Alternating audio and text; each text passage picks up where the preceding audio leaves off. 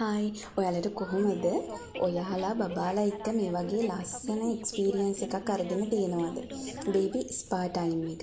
ඉතින් බබාට ලස්සන අත්දැකීමක් ලැබෙන ක්‍රියාකාරකමක්. මම පුතා එක්ක නිතරම මේ ක්‍රියාකාරකම කරනවා.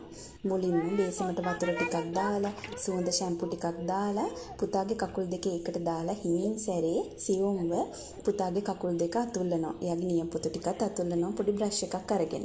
ඉතින් මේක සියුම්ම කරන්න ඕනේ දෙයක්. මොකද හැමට හිම හානි වෙන්න පුළුවන් නේ.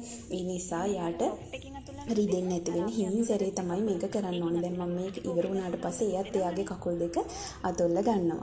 ඉතින් ඔයාලා කැමති නම් වතුරට සුදු හඳුන් ටිකක්, ඒ වගේම කහ ටිකක්, වෙනිවැල් ගෙට ටිකක් එහෙමත් එකතු කරගන්න පුළුවන්. ඉතින් සමහර වෙලාවට පුතාගේ කකුල් දෙක කුචු කැවෙනවා. ඉතින් එයා හිම කරනකොට hina වෙවි ඇඹරි හරිම ආසාවෙන් තමයි මේ ක්‍රියාකාරකම කරන්නේ.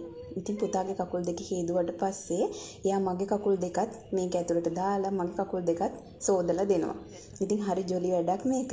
ඉතින් මේ ක්‍රියාකාරකම කිරීමෙන් අපිට විවිධ දේවල් ටිකක් ලැබෙනවා. ඒ කියන්නේ බබාගේ සංවර්ධනයට අදාළ දේවල් ටිකක් ලැබෙනවා.